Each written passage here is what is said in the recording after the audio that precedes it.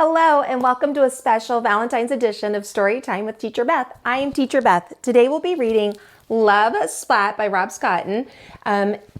If you have a copy of this book and you'd like to read along, go ahead and grab it now. Otherwise, you can check out the link below where you can find your own copy.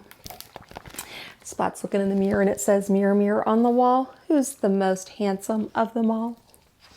Splat stared into the bathroom mirror. A worried Splat stared back. His heart drummed and his tummy rumbled. He straightened his whiskers, ruffled his fur, and brushed his teeth. Today he wanted to look just right. After all, today was Valentine's Day.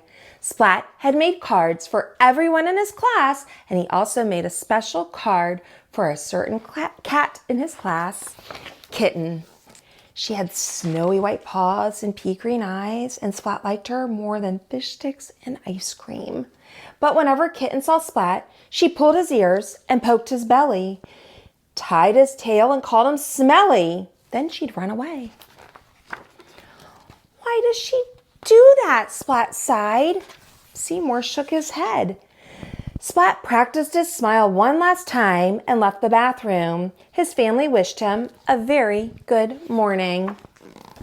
He ignored his breakfast and gazed at the little red envelope.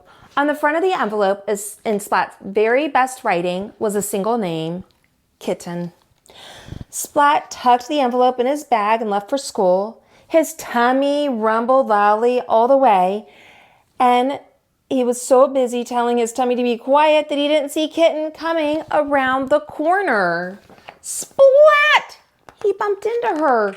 And when he tried to say sorry, his tongue turned to jelly and his legs wobbled like rubber and his tummy rumbled louder than ever. This happened every time he saw Kitten. Kitten gave Splat a funny look. Then she pulled his ears and poked his belly, tied his tail, and called him smelly, and ran away.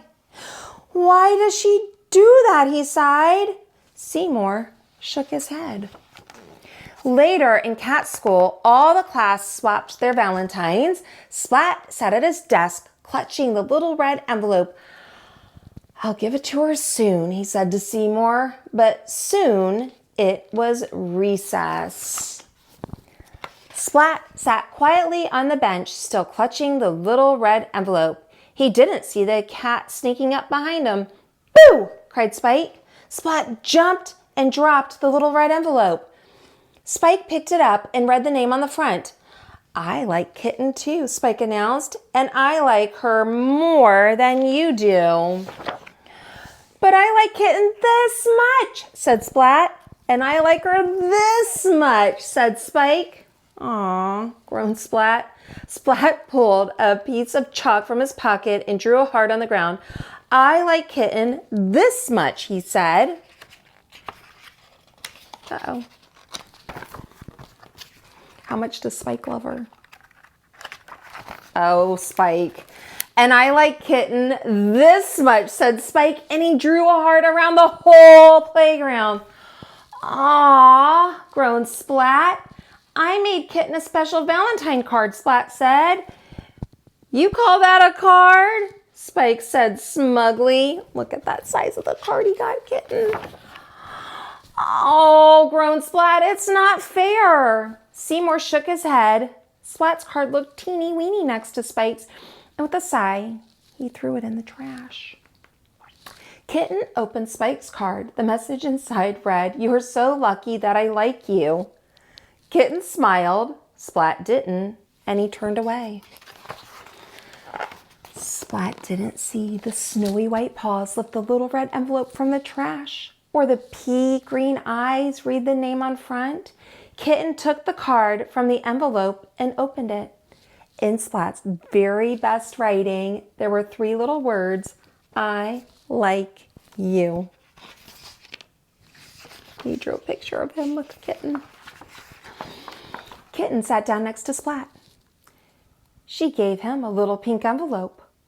On the front was a single name, Splat. Splat opened the envelope, and on the card was a rhyme. "Your fur is soft, and I like to stroke it. You make silly noise in your belly when I poke it. Your tail's so bendy it makes me laugh, And you smell really nice when you've just had a bath. Inside the card, in Kitten's very best writing, there were 3 little words. What do you think they are? I like you. The end. That was Love Splat by Rob Scotton. If you enjoyed today's story, make sure you like, subscribe, and ring that bell. Happy Valentine's Day, and I'll see you next time on Storytime with Teacher Beth. Bye.